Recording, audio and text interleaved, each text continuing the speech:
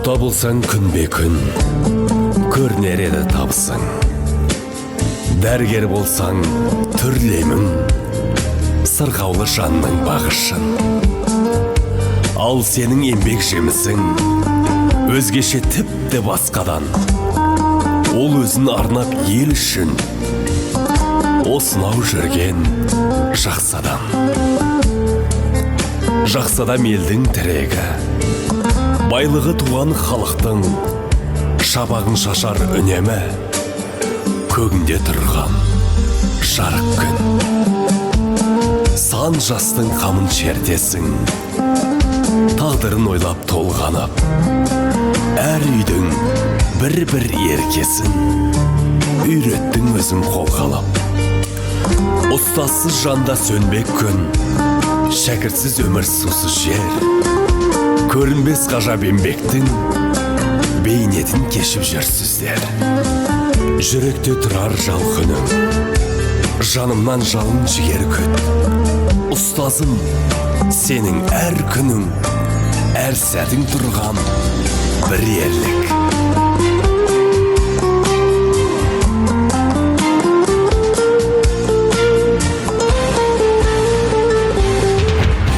Армысыздар құрметті білім саласының ардагер ұстаздары. Добрый день, дорогие педагоги. Мұғалім мамандығы барлық мамандықтың анасы дейді. Әрбір оқушыны білім әлеміне қанат қақтырып, ғылым әлеміне жол ашатында ұлағатты ұстаздың ерен еңбегі. Осы орайда ел мүддесін бәрінен биік қоятын, өзінен кейінгіге ізетін аямайтын, ұрпағына ұлылық ұялата білген ардагерлердің орны әрдайым ерекше. Очевидно, на протяжении жизни каждый человек имеет дело с учителями, наставниками, и от них многое зависит. Учитель не профессия, учитель – призвание. Не каждому человеку, не каждому учителю удается стать тем, кого полюбят дети. Стать тем, кого будут слушать с предельным вниманием, сидя за школьной партой и вспоминать с уважением и благодарностью, уже сидя за рабочим столом. Каждый исторический период ставит перед обществом и прежде всего перед школой свои задачи по воспитанию человека, по формированию системы ценностей своего идеала. Как отметил глава государства Касым-Жомарт Кемелевич в Республиканском съезде педагогов, педагог – это важнейшее звено в процессе формирования нового качества нашей нации. Глубоко убежден, что решающую роль в построении справедливого Казахстана сыграют школьные учителя. Мы должны чтить педагогов, которые играют важную роль в нашем обществе, потому что вы, обучая детей, закладываете фундамент будущего нашего государства и вносите большой вклад в развитие Казахстана. Бүгінгі шараға өмір ұстаздық қызметпен өрілген Алматы қаласының ардақты ардагер ұстаздары қатысып отыр. Ендеше Алматы қаласы білім басқармасының ұйымдастыруымен ұстазым мәңгілік жүрегімде атты мерекелік кешке қош келдіңіздер.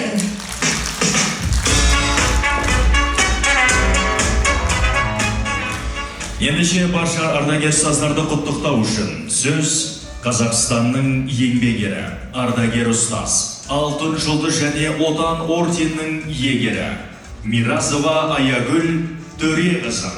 Сондай-ақ сахна төріне ұстаз Алматы қалалық жергілікті кәсіподағының төрағасы Байгутдинов Серікжан Қадыралинович шақырамыз. Келіңіздер. Құрметті айналайын ұстаздар, әріптестер, бүгін бір ерекше күн деп санайын, сіздер үшін де, біз үшін де, мынау жас ұстаздар үшін де. Өйткені қиыны мен қызығы мол ұстаздық мамандықты алып, сол мамандықтың өр биігінен шыққан еңбегінің небір жеңісін көрген әрбір ата-ананың, әрбір шәкірттің жүрегінде менің апайым, менің ағайым, маған білім берген, маған өмірге жолдама қолыма ұстатқан ұстаздарым деп атаққа ие болған ұстаздар бүгін осында жиналып отырмыз. Алматы қаласының білім басқармасының мына Сайран Қапенұлына үлкен алғысымды айтқым келеді. Осы бірінші рет біз Алматы қаласында еңбек етіп, қазір демалыста отырған мына зейнеткер ұстаздарды шығарып, мектеп басшылары, білім басқармасында басшы болған барлық саладағы ұстаздардың басын қосу, бұл ертелі кеш болған жоқ. Шын мәнісінде бірінші рет болып тұр. Әртүрлі мектептер, өзіміз қызмет еткен мектептер, олар ай бойында шақырып кездесулер өткізіп жатыр. Оған қуаныштымыз, ал бүгін мұнда тамаша ғимаратта Алатау ауданының орналасқан балаларға арналған инновациялық орталықта біздің басымызды қосу, бұл әрине біз үшін қуаныш. Мына ай президентіміз Қасым-Жомарт Кемелұлы бұл айды ардагерлердің, қарттардың айы деді. Енді бұл ардагерлердің айы ғой, керемет кездесулер, керемет іс-шаралар республика бойынша өтіп жатыр. Айналайын құрметті ұстаздар, Сайран Қапенұлы жаңа әкімнің аяғасынан бір жиын болып қалып, сода келе алмай қалыпты, қазір ғана хабар айтты. Сондықтан бәріміз көңілді, бір-бірімізді көргенімізге, бір-бірімізбен кездескенімізге, жүздескенімізге қуанышты болып, бүгінгі мерекені жоғары дәрежеде өткізуге атсалысайық. Көргеніме қуаныштымын. Мереке құтты болсын. Аман есен болайық. Отбасымыз аман болсын. Еліміз аман болсын. Награда алып жатқан біздің ұстаздарымыз, осы еңбек демалысында жүрген награда алып жатқан ұстаздарымыз бар. Ордендерді алып жатқан, медальдарды алып жатқан, барлығымызды құтты болсын. Осы отырған ұстаздардың әрқайсысының төсінде мына жұлдыз жарқыраса, мен артық болды демес едім.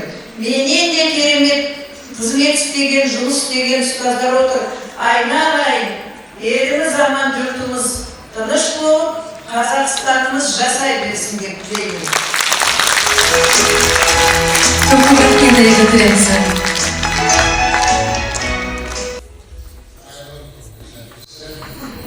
Добрый день, уважаемые коллеги. Действительно, было очень хорошее предложение, лично руководитель управления производства Сайран Қапенұлы. Когда он обратился к нам, дорогой житель, сразу же действительно, давно мы видели сколько ветеранов в одном целом. Каждый из вас этого заслуживает. Да, каждый коллектив, школы, детского сада, колледжа приглашает своих ветеранов. Я думаю, что сегодня в этом зале собрались те, которые отдали все свои силы для того, чтобы вырастить достойное поколение наших детей. Я думаю, что многие из вас не сидят дома, а продолжают помогать своим коллективам, отдают все свои знания, умения, молодым учителям, учат их, являются наставниками. Поэтому я хотел бы сегодня, октябрь месяц, День учителя праздновать здесь. Вот на протяжении всего месяца высказывается уважение нашим ветеранам. Поэтому я хотел бы сегодня поздравить всех вас с нашим праздником профессиональным. Пожелать вам всем главное здоровья, успеха, чтобы вы продолжали также отдавать все свои знания нашим молодым учителям. Всего хорошего вам. Спасибо вам за очень теплые пожелания. Көп рахмет. Атлет әпкелеріңізге мың алғысымызды білдіреміз. Дүниеде көп адамды бақытқа кенелткен адам бақытты деген ұлағатты сөз бар. Қаншама шәкірттерінің қолына бақыт, білім кілтін ұстатқан құрметті ардагер ұстаздар. Бүгінгі кеш өздеріңізге арналмақ. Дәл қазір сахнада Алатау ауданы оқушылардың инновациялық шығармашылық орталығының өнерпаз оқушыларынан құралған Ақерке би тобын ыстық ықыластарыңызбен қабыл алыңыздар.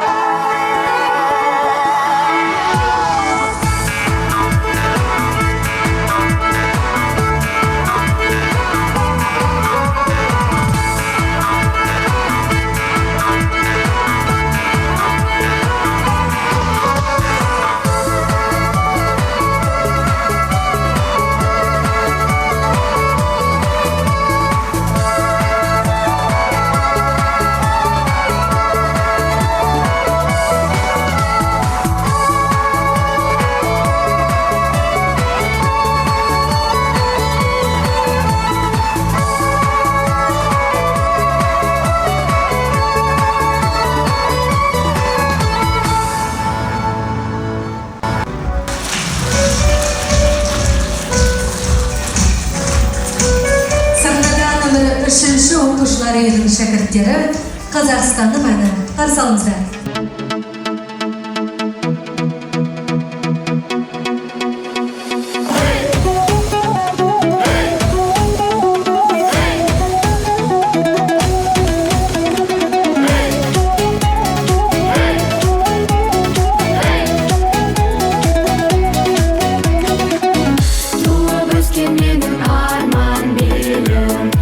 Жазира бұл дала, балалық пен асыл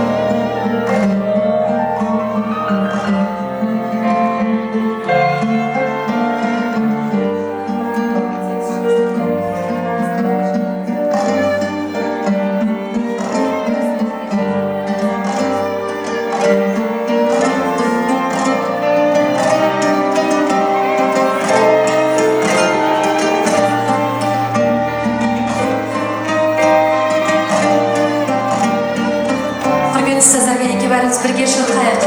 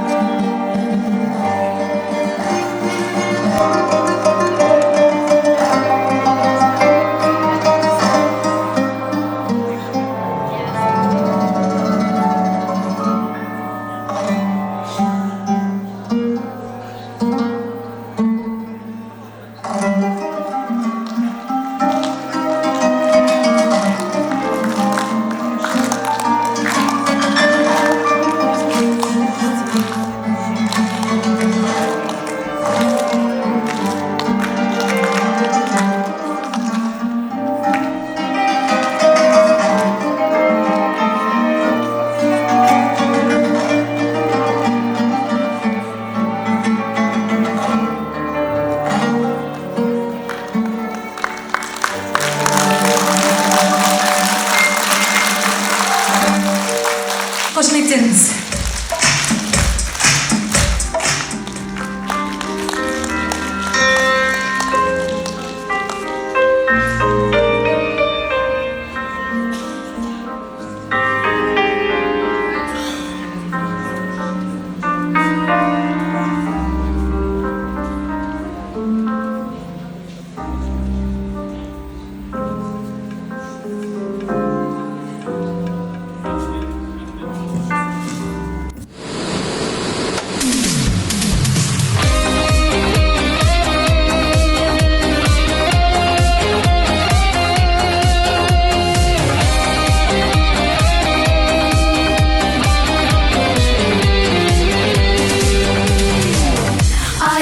Тер төгесін тәрбие мен тәлімге өз балаңдай көресің шәкіртіңнің бәрінде еңбегің бар есімі келешекке қалдырған балапандар кешегі қыран болып өседі қанаттанып сенің алдыңа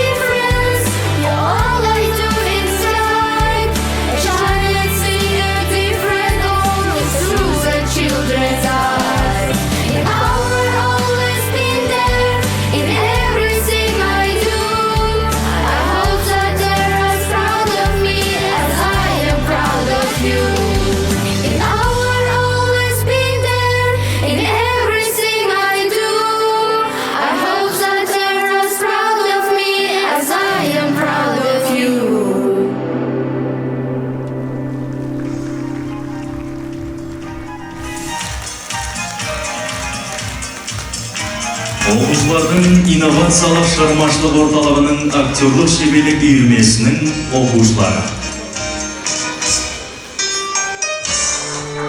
Ұстазға әркім басын ию керек, кемеңгер ақылшым деп білу керек. Сен бүгін керемет боп кетсең дағы, жеткізген сол ұстаз деп білу керек. Ұстаз деген ұлы сөз, ұлағатты, ол болмаса кім береді парасатты. Асылын беріп шәкірт бойларына, ағартқан сол үшін де қара шашты. Жақсылар ұмытпайды ұстаздарын, ойлайды олар сонымен ұшталғанын. Мәңгілікке мақтанып өтеді ұстаз шәкіртінің биікке шыққандарын. Тұла бойын тұнған сабыр кешірім, айқара аштым бізге білім есігін. Өр тұлғанда балап шыңға ұстазым, мен өзіне тәнті болсам несімін. Бала елдің болашағы болғанда зор пайданы тигізесің қоғамға. Мамандығын кәсіптердің абзалы, адамдығын қымбат бізге одан да. Ашық болсын нұрға толы көгіміз, аман болсын еліміз бен жеріміз. Аманаттап тапсырамыз тағдырды, анамыз деп қабылдадық сені біз. Әртан сайын жаңа арман құшамыз, ұстазымыз үлгі бізге ісі аңыз. Жақсылықты тәтті үмітті танытқан, өзімізді мәңгі үлгі тұтамыз.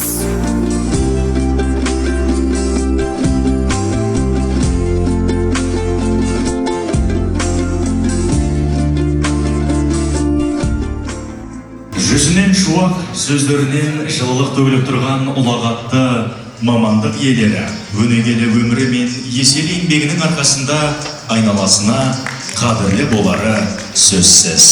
Уважаемые ветераны педагогического труда, спасибо вам за то, что много лет подряд отдавали свои силы и старания нам, а также с удовольствием передавали знания, мудрость и опыт.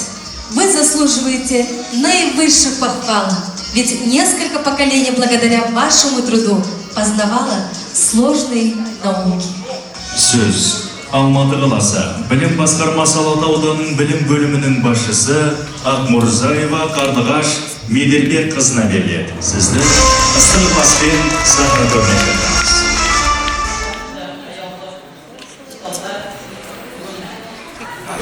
Алматы қаласы білім басқармасының ұйымдастыруымен өткізіп отырған шараға қош келдіңіздер.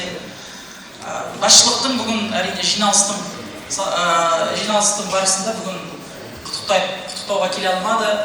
Мен Сайран Тәпелұлының сіздерге ыстық ықыласын жеткізу үшін сахнаға шығып отырмын. Армысыздар, қадірлі қауым, үлкенді сыйлау мен оларға құрмет көрсету ата-бабадан келе жатқан салтымыз. Сіздердің өмірлік тәжірибелеріңіз бен ақыл кеңестеріңіз біз үшін орны бөлек. Себебі әр қайсыларыңыз Алматы қаласы білім саласының өсіп өркендеуіне қосқан үлестеріңіз бен еңбектеріңіз зор. Талай жасты тәрбиелеп, шәкірттерді өсірдіңіздер. Жас ұстаздарға бағыт-бағдар беріп қолдау көрсеттіңіздер. Бүгін еңбектеріңіздің зейнетін көріп отырған шақта сіздер ұрпақтарыңызға игілік пен ізеттіліктің, пайым мен парасаттың үлгісін танудан жалыққан емессіздер. Көп жылдар бойы ақырын жүріп анық басқан ұстаз болып қана қоймай, шәкірттеріңізді сабырлық мінездеріңізбен салмақтылыққа тәрбиелеп, әр қайсысының өмірде өз орнын табуға ақыл кеңестеріңізді, оларды ел қатарына қосып, білім нәрімен сусындатып, білім саласына қосқан үлестеріңіз үшін алғыс айтып, ыстық ықыласымызды білдіргіміз келеді. Осы іс-шараны өткізудегі басты мақсатымыз ардақты ұстаздардың жүріп өткен еңбек жолын құрметтей отырып, олар туралы дәріптеу, ұстаздарды құрметтеуге, сыйлауға, қадірлеуге шақыру болып табылады. Таудан алыстаған сайын оның биіктігін түсінесің дей келе, осы керемет сөздің біздің ардагер ұстаздарымызға қатысты айтылғандай, себебі сол тау секілді өміріне үңілген пендеге биіктей түсетін дейміз. Оны сіз бен біз жақсы білеміз. Біз сіздерді әрдайым құрмет тұтамыз және мақтан етеміз. Құрметті ардагер ұстаздар, Сіздердің ұзақ жылдар бойы үздіксіз еткен зор еңбектеріңіз саналы ұрпақ тәрбиесінде орны ерекше. Кейінгі жас буынға үлгі өнеге болдыңыздар. Жақсының жақсылығын дәріптеу, адамның ел үшін еткен игілікті істері мен мұрасын кейінгі ұрпаққа үлгі өнеге ету ежелгі дәстүрлі, яғни ұрпақтар сабақтастығын жалғастыру. Сондықтан сол толғаусыз еңбектің жемісі ретінде бүгінгі зейнет демалыстарыңызға ғұмырларыңыз ұзағына көрер қуаныштарыңыз молынан болып, немере шөбердің қызығынан тоймай, шәкірттердің ыстық ықыласына бөліп жүре берулеріңізді тілейміз. Жүздеріңізден күндей күлімдеп, жүректеріңіз жаздай жайнасын, жанарларыңыздан әрдайым нұр себелеп, жандарыңыз шаттыққа кенелсін демексіз. Ардақты ұстаздар, сіздерді тағы да мерекелеріңізбен құттықтаймыз. Құрметті Қарлаш Медеуен Қазақтегі еліңізге мың алғыс. Алматы қаласы білім саласының өсіп өркендеуіне, дамуына үлесін қосқан ардагер ұстаздарымыз ортамызда отыр. Сонымен қатар біршама ардагер ұстаздарымызды бүгін еске алудамыз. Ендеше сол бір сағынышты әнмен жеткізетін Қазақ эстрадасының жарық жұлдызы Шаба Әдемқұл болсын сіздердің ыстық ықыластарыңызбен сахна төріне шақырамыз.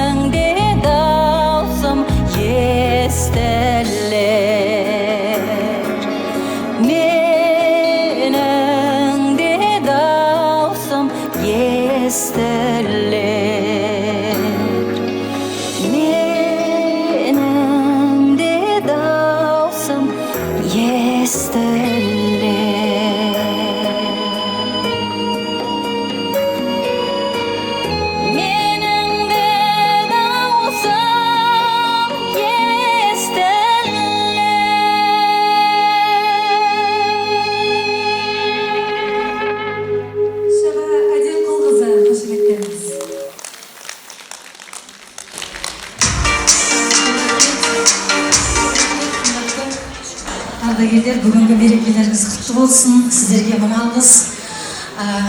Илья Жақановтың әні Қасымхан Бегмановтың сөзінде жазылған.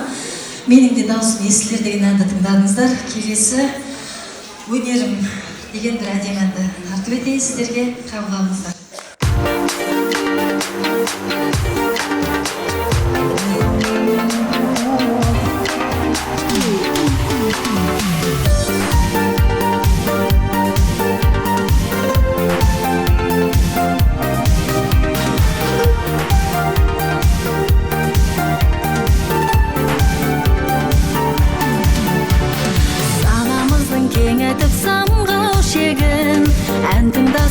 Әдемі қандау шөлім, өмір маған екі рет берілсе де, өнер жолын тағы да таңдаушы едім.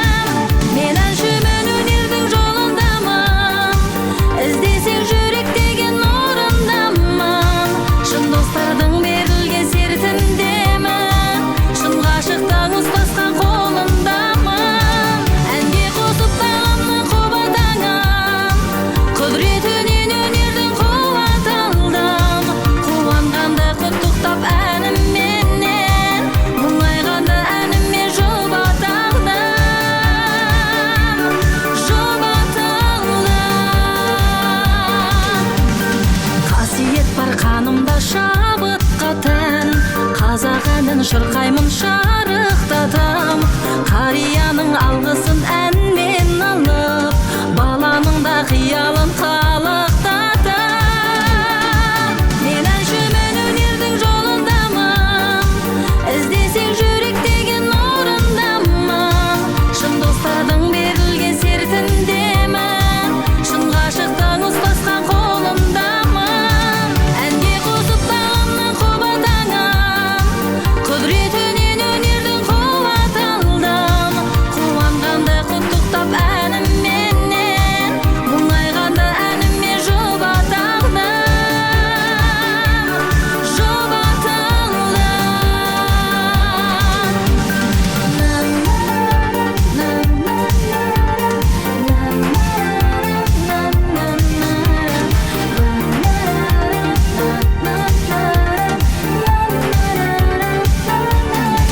Мен әншімін, өнердің жолындамын, іздесең жүрек деген орындамын.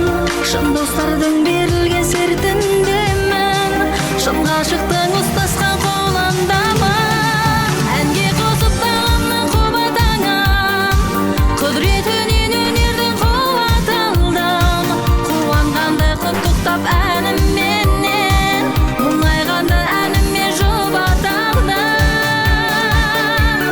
Жұбат алдым.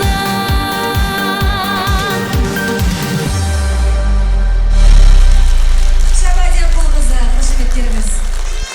Қарсаңыздар сахна төрінде оқушылардың инновациялық шығармашылық орталығының заманауи аспаптар үйірмелерінің жетекшілері.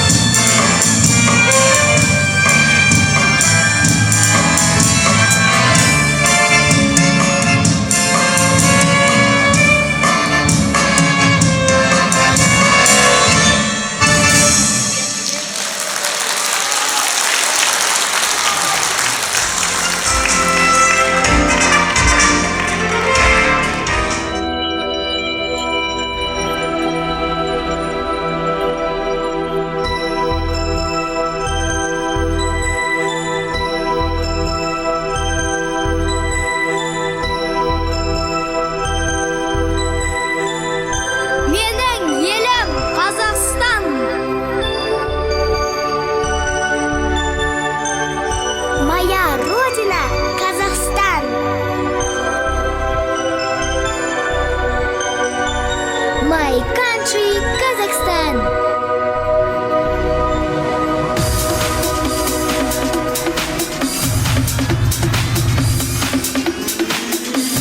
Я, ты, он, она, вместе целая страна, вместе дружная семья, 100 ли мы, 100 тысяч я.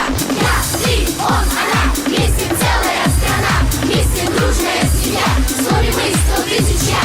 Большеглазых, озорных, черных, рыжих и льняных, грустных и веселых.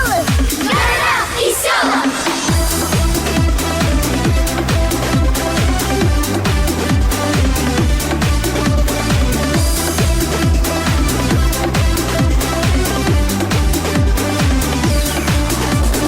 Замолчели, ай, малалар, отаның мені.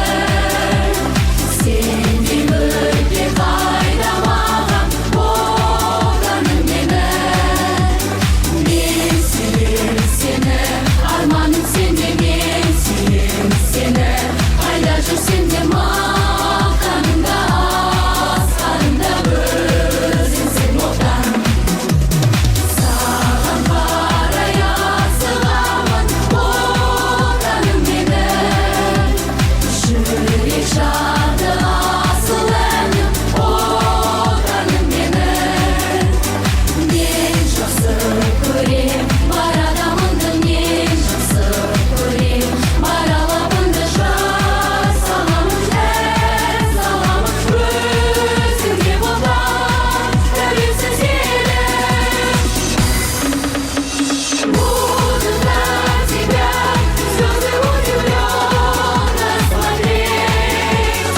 Буду над тобой добрые рассветы гореть. Полнеба в синей вышине птицы будут радостно петь. И будет песня звенеть над тобой в облаках, на крылатых твоих языках. You say and I, middle country follow time, middle family right now, we will solve the time. You say and I, middle country follow time, middle family right now, we will solve the time.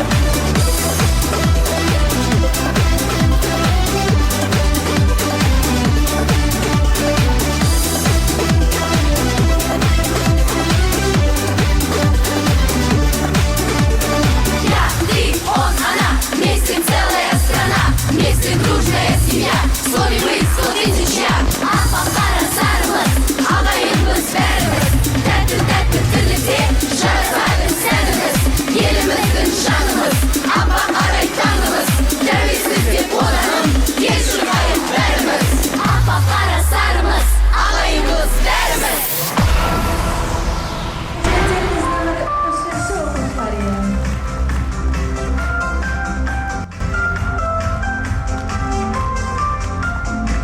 Кезекті құттықтау сөзді жалғастырамыз. Сахна төріне ардагер ұстаздарымыз Жантілеу Нұршайұлы және Мекебай Қуанышбайұлын шақырамыз. Келіңіздер.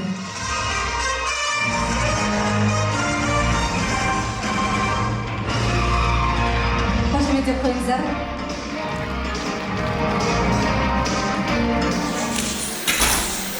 Ассалаумағалейкум, қадірменді әріптестер, үлкен буын, орта буын, кіші буын. Вот мына біріншіден айтарым, қаланың әкіміне мыңнан бір рахмет. Мынандай дүбірлеген Ақсарай бұл біздің болашағымызға, бақытымызға, ұлтымызға арналған үлкен сарай. Әншек айналайын директор, құтты болсын демекші. Бұл әңгіме сұлулығында емес, ішіндегі істелініп жатқан істің сапасында, мағынасында. Мені сіздермен біздер бірінші рет келіп, бірінші рет көріп отырмыз. Мен сондай қобалжып, бұл арман еді ғой. Бұл арман болатын. Мен осы қаладағы барлық балалар үйлерінің барлығын білемін. Қандай жағдайда болды, қалай жұмыс істеді. Оның барлығы әрине тарих. Ол біздің тарих. Ол біздің дәуір. Қазір мінекей жаңа осында сөйлеген оратор біздің Құдайға шүкір маңдайымызға біткен жалғыз жұлдызды геройымыз айналып кетейін осында айтты.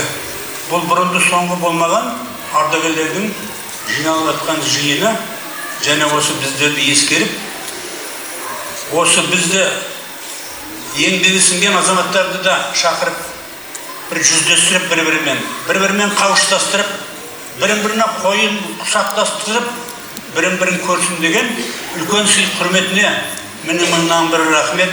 Бұны жасап отырған әрине осы қаланың білім басқармасы.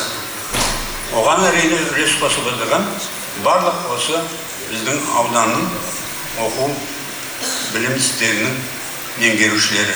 Сондықтан әріптестерім, біздер үшін, ұстаздар үшін әрине бұл үлкен сағыныш күн еді. Сондықтан сіздермен біздердің мінекей бүгінгі бас қосуымыз бірінші және соңғы болмасын демекшімін. Осында жаңа ортамыздан кеткен әріптестерімізді көрсеткенде ойыма бір Майқаби шешеннің бір сөзі түсті. Сен келген жоқсың бұл өмірге, тек ішіп жиын деп. Келмеппен сен бұл өмірге, бірдеңе дейін деп. Айтарыңды айтып қал, айта алмайсың қайтып кеп. Осы сөз мені осы сахнаға шығарған. Бәріміз пендеміз, бәріміз табиғаттың заңына бағынамыз, бірақ өмірден артық бақыт жоқ. Сіздерге мен тілейтінім, осында жаңа құшақтасып жатқан уақытта маған айтады, мен 70-ге келдім деп. 70 деген жас екен. 70 деген жас емес. Мен биыл 15 августта мектепте мұғалім болғаныма 60 жыл толды. Мен о уақытта биографиямды айтайын деп тұрған жоқпын. 60 деген орта жас. 70 деген енді ғана член политбюро болатын. Сондықтан сіздерге айтатыным, еш уақытта мойымаңыздар. Бір-біріңізден жылы сөздеріңізді аямаңыздар. Бір-біріңізбен ең болмаса айына бір рет телефонмен айналып кетейін, амансың ба деп сәлемімізді аямайық. Аман болайық, сау болайық. Өсіріп атқан ұрпақтарымыздың Алла Тағала біз солардың қуанышын көрейік. Осы да отырған ұстаздардың айтатыным, Александр Македонский бір сөзінде айтыпты. Мен әкемнен өмір алдым. Ал ұстазым Аристотельден қалғанның барлығын алдым деп. Сіздер өздеріңіздің өмірлеріңізде сол өмірге келген балаларға өздеріңіздің бүкіл біліміңізді, денсаулығыңызды, уақытыңызды барлығын бөліп балалар үшін еңбек жасадыңыздар. Сіздер атақ үшін еңбек жасаған жоқсыздар. Ақша үшін еңбек жасаған жоқсыздар. Сіздер сол біреуден бір жақсы сөз естейін деп жұмыс істеген жоқсыздар. Сіздер мінекей бүгінгі біздің болашағымызды осындай жарық болашаққа алып келген сіздер. Сіздер сықылды миллиондаған біздің Қазақстандағы мұғалімдер. Сол себептен мұғалім қауымына әр уақытта осындай құрмет болып тұрса, ол артық болмас еді. Бауыржан Момышұлының бір сөзі бар. Егер дүниеге баланы алып келген ананы біз қалай сыйлайтын болсақ, сол балаға білім тәрбие беріп жүрген ұстазды солай сыйлайық, солай құрметтейік деп. Мінекей, бүгінгі мына құрмет емейіне Сол себепті мінекей осындай құрметтер сіздерге әр уақытта бұйыра берсін. Осындағы жаңа кішкентай балапандарыма аталық рахметімді айтпақшымын. Мен бір бата беріп кетейін, себебі онсыз болмас, біз қазақпыз ғой. Бісміллә. Жаратқан Алла, ата бабамыздың бізге тастап кеткен аманатқа ұлы байтақ жеріміз аман болсын. Сол жерді мекендеп отырған халқымыз аман болсын. Сол халқымыздың санын арттырып жүрген алтын құрсақ аналар аман болсын. Елімізге бейбітшілік заман алып келіп, экономикамызды асырып, маңдай терін төгіп жүрген азаматтарымыз аман болсын. Болашақтарынан көп үміт күтіп атқан жастарымыз аман болсын. Сол жастарға білім, тәрбие беріп жүрген ұстаздарымыз аман болсын. Бастарыңызға бақ қонсын. Үйлеріңізде береке ырыс қонсын. Алла Тағала әр уақытта ұстаз деген атақтарыңыз желбіреп аспанда ұшып жүрсін. Амин. Көп рахмет ықпаттарыңызға. Ағадан кейін сөйлеу өзі қиындау. Ағамыздың анау айтады ғой қазақ, бата менен ел көгерер, жаңбыр менен жер көгерер дейді. Ағамыздың беріп атқан батам осында отырған әрбір үлкен ұстазға, жас буындар бар, орта буындар бар, сіздерге барлығы жұғысты болсын деген келеді. Бағана ғана осы жерде ұстаздың ұстазы дара тұлға Айгүл Төлеқызы қаншама жақсы ұлағатты сөздер айтты. Мен енді сол кісілердің өкше басарып келе жатқан ұстаздардың бірімін ғой. 93 жылы январ айында келдім. Ауыл мектебінде директор болып, Алматы қаласына бұрынғы Алатау ауданы шақырған.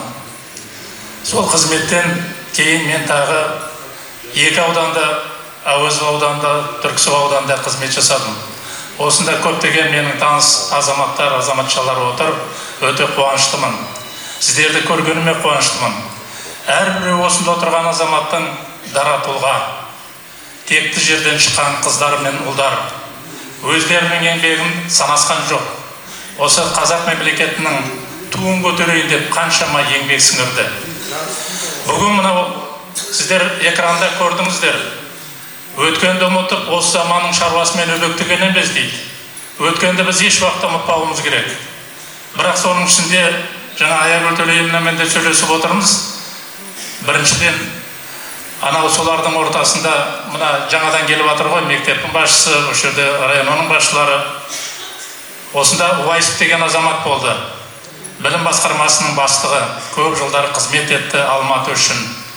Оның кейін кезеңде Мәдіқожаев деген азамат болды. Білім басқармасын басқарды. Кейін оның кейін кезеңде мен Қасымовтың тұсында келдім, Нұрпейіс Қасымұлы. Бұл өте Қасым туралы айтайын, өте дара тұлға. Алматымыз үшін қазақ мектептерінің санын көбейтуде қосқан үлесі ұшан теңіз 25-ке жеткізді. Бір қол шапалақтап қойыңыздаршы марқұмды. Мен Алматы қаласында 2-ші мектеп-интернаттың түлегімін. Ол кезде 4-ақ интернат болды, қазақ тілді. Қалған ашуға, анау күйіп тұрған заман ашуға мүмкіндік бермейді. Соның бәріне қарамастан Нұрекең осындай батырлық жасады. Әрбіреуіміз біз ұмытпауымыз керек. Жаңа мына жерде Кривобородтар Николаев туралы айтып жатыр. Кішкене мектептің санын ана жерде өзгертіп жіберді. Кривобородпен мен көп жыл қатар жұмыс жасадым Әуезов ауданында. Ол 111-ші гимназияның директоры, депутат болды Верховный Советтің. Николаев, ол керісінше 134-ші мектептің директоры. Ана жерде жазған кезде дұрыстап жазыңыздар. Сол сияқты біздің ортамызда көптеген мектептің басшылары бар. Ортамызда қайтыс болып кеткен дүниеден адамдар бар. Маған ренжімесін, оның бәрін атауға мүмкіндік жоқ бұл залда. Ол кісілердің ағайын туысқандары мектептің басшылары отырысында мына орталыққа беріп қойсаңыздар, келесі бір бас қосқан кезде ол кісілерді де еске түсіріп отырайық. Жалпы адам баласы бір-біріне менің ағамның айтатыны ғой, сіздер жаңа қызмет бастабасыз. Мынау мемлекеттік салада жүрген азаматтар әсіресе кішкене мейірімді болу керек, жақын болу керек, осындай жиындарға шақырып отыру керек. Біз енді ақыл айтатын жасқа келдік, сондықтан мынау ағамыздың жаңа қаншама айтқан әңгімелерінің бәрін құйып алыңыздар. Сөз дейді, түсінгенге жыр, түсінбегенге дыр деп мен бір үлкен адам айтушы еді. Әр кезде осындай сөзден өздеріңізге бір нәрсені қабыл аласыздар ғой деп есептеймін. Әріптестеріме мен үлкен рахмет айтамын. Сіздерді көріп атқаныма, қалалық білім басқармасына, Сайран Тәпенұлына осымен бір емес бірінші рет шақырып атыр. Өткен жолы мұғалімдер күнінде, оның кейін август кеңесіне шақырып атыр. Сондықтан осындай жиындар көп болсын. Біз енді денсаулығымыз кеп, шамамыз келіп ататын болса, келіп қатынасуға тырысамыз. Ағаларыма, апаларыма тілейтін жолдарыңыз әр кезде ақ жолда абыройлы болыңыздар. Бүгінгі мынау үлкен мереке құтты болсын. Жастарға мынау батасын атамыз беріп атыр, сол бата қона берсін. Амин. Көп рахмет, сіздерде аман болыңыздар. Концерттік бағдарламамызға қарай жалғастырамыз. Сахна төрінде Тұмар би тобы, Қазақ би, қазалыңыздар.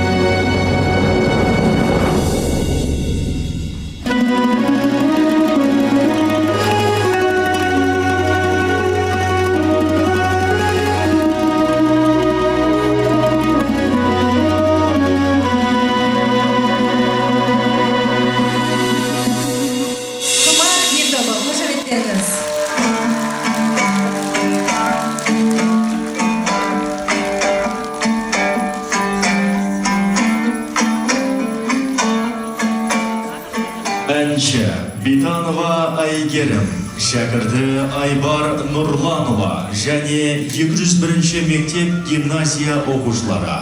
Ардақты ұстазым әнімен.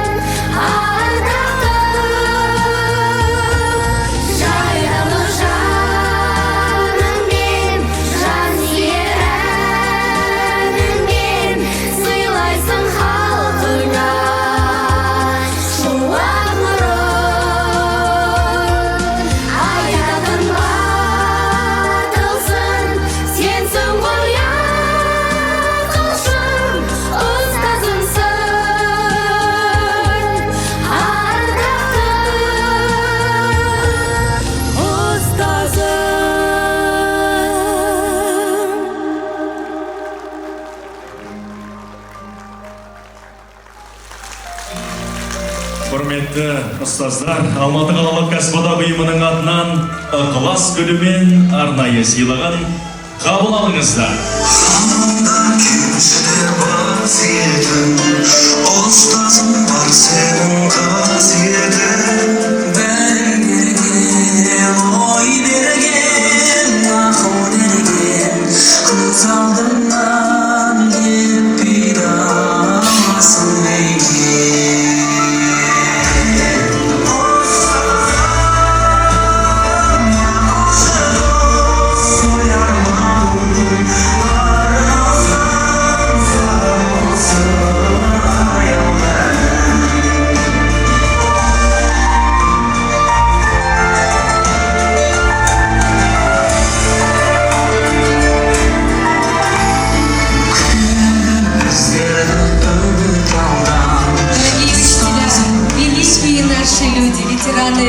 благородного труда.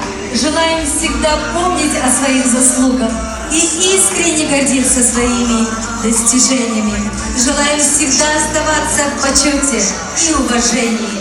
Долгих лет вам и мира, счастья в жизни и побольше радостных моментов. Қоғам мен адамзат алдындағы өлшеусіз еңбектеріңізді ескере отырып, сіздерге өскелең ұрпақ тәрбиелеудегі өрелі жұмыстарыңыз және мемлекеттің гүлдену жолындағы абыройлы істеріңіз үшін алғыс білдіреміз.